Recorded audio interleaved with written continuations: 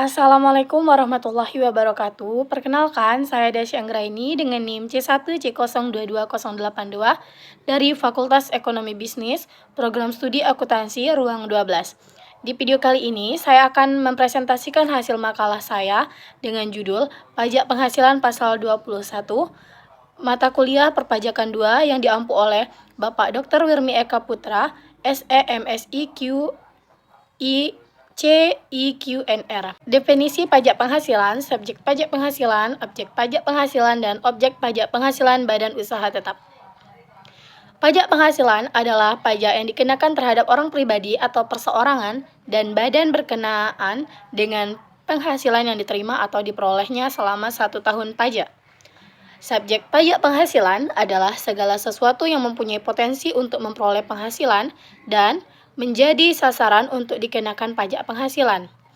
Objek pajak penghasilan merupakan segala sesuatu barang, jasa, kegiatan, atau keadaan yang dikenakan pajak.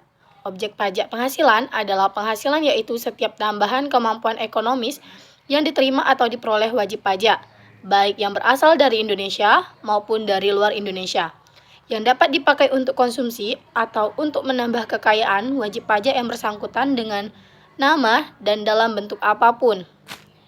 Selanjutnya, bentuk usaha tetap merupakan wajib pajak luar negeri yang memperoleh penghasilan dari Indonesia dan kegiatan atau usaha di Indonesia yang kewajiban perpajakannya dipersamakan dengan wajib pajak dalam negeri, yaitu mendaftarkan untuk memperoleh NPWP, menjadi pemotong, penyetor pajak yang dipotong dan melaporkannya, serta menghitung pajak yang terhutang dan menyampaikan SPT tahunan. Dasar pengenaan pajak. Dasar pengenaan pajak adalah suatu jumlah atau nilai yang ditetapkan sebagai dasar untuk menghitung pajak yang terutang. Secara sederhana, pajak yang terutang dihitung dengan cara mengalihkan DPP tersebut dengan tarif pajak yang berlaku. Di dunia yang dikenal hingga saat ini dikelompokkan ke dalam 3 kategori, yaitu penghasilan dan bisnis, yang kedua konsumsi, dan yang ketiga kekayaan. Berdasarkan jenis DPP, maka DPP dibagi menjadi 1. Harga jual. Harga jual adalah nilai berupa mata uang, termasuk semua biaya yang diminta atau seharusnya diminta oleh penjual karena penyerahan BKP. Tidak termasuk pajak yang dipungut menurut Undang-Undang Nomor 8 PPN tahun 1983 dan potongan harga yang dicantumkan dalam faktur pajak. Yang kedua, penggantian. Penggantian adalah nilai berupa uang termasuk semua biaya yang diminta atau seharusnya diminta oleh pemberi jasa karena penyerahan JKP tidak termasuk pajak yang dipungut menurut Undang-Undang Nomor 8 PPN tahun 1983 dan potongan harga yang dicantumkan dalam faktur pajak. Yang ketiga, nilai impor. Nilai impor adalah nilai berupa uang yang menjadi dasar penghitungan bea masuk ditambah pungutan lainnya yang dikenakan berdasarkan ketentuan dalam peraturan perundang-undangan pabean untuk impor BKP. Tidak termasuk pajak yang dipungut menurut Undang-Undang Nomor 8 PPN tahun 1983. Yang keempat, nilai ekspor. Nilai ekspor sebagai dasar pengenaan pajak dirumuskan sebagai nilai berupa uang, termasuk semua biaya yang diminta atau seharusnya diminta oleh eksportir.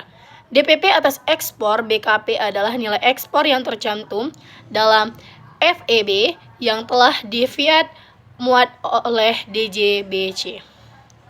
Dan yang terakhir, nilai lain.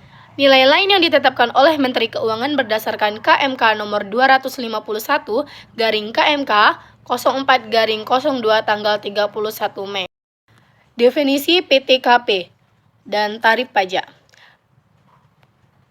Penghasilan tidak kena pajak, disingkat PTKP, adalah pengurangan terhadap penghasilan bruto orang pribadi atau perseorangan sebagai wajib pajak dalam negeri dalam menghitung penghasilan kena pajak yang menjadi objek pajak penghasilan yang harus dibayar wajib pajak di Indonesia. Yang kedua, tarif pajak merupakan persentase tertentu yang digunakan untuk menghitung besarnya PPh. Tarif PPh yang berlaku di Indonesia dikelompokkan menjadi 2, yaitu tarif umum dan tarif khusus. Penggabungan penghasilan. Penghasilan atau kerugian dari seluruh Indonesia, keluarga digabungkan sebagai satu kesatuan yang dikenakan pajak dan pemenuhan kewajiban pajaknya dilakukan oleh kepala keluarga.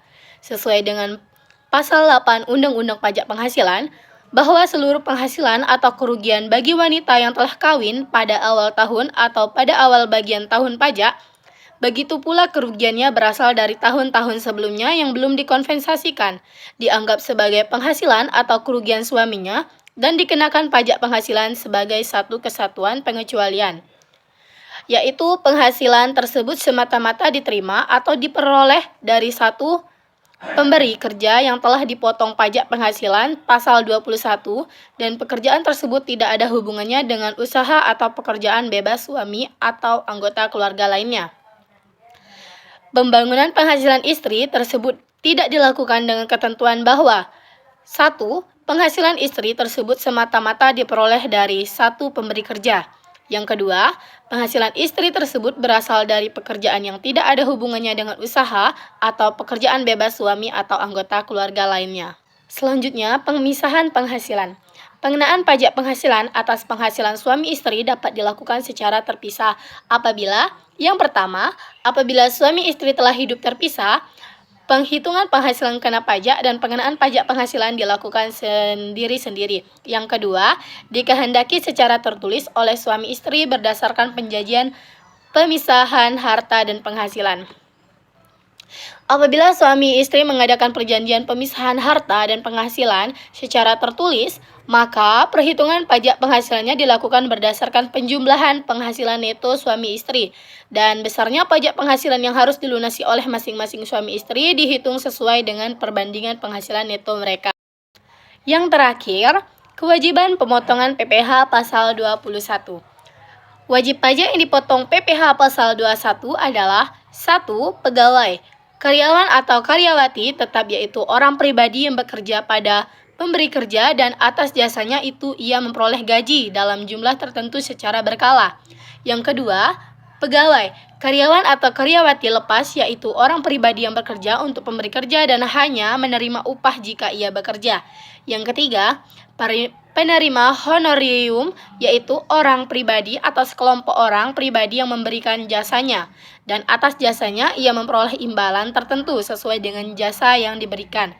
Dan yang terakhir, penerima upah, yaitu orang pribadi yang atas jasanya ia memperoleh upah, seperti upah harian, upah borongan, upah satuan, dan lain-lain. Kewajiban pemotongan yang dilakukan oleh bendahara pemerintah adalah 1. Mendaftarkan diri ke KPP. 2. Wajib menghitung, memotong, menyetorkan, dan melaporkan PPh pasal 21 dan pasal 26 yang terutang untuk setiap bulan kalender. Yang ketiga, PPh pasal 21/26 yang dipotong wajib disetor ke kantor pos atau bank paling lama 10 hari setelah masa pajak berakhir. Yang keempat, pemotong pajak wajib lapor sekalipun nihil, paling lama 20 hari setelah masa pajak berakhir. Yang kelima, wajib membuat catatan atau kertas kerja perhitungan PPh pasal 21/26 untuk setiap masa pajak. Dan yang keenam, wajib menyimpan catatan atau kertas kerja sesuai ketentuan. Yang terakhir, wajib membuat bukti potong dan memberikannya kepada penerima penghasilan. Itulah yang dapat saya presentasikan. Apabila ada salah kata, kalimat, saya mohon maaf. Saya akhiri. Wassalamualaikum warahmatullahi wabarakatuh. Terima kasih.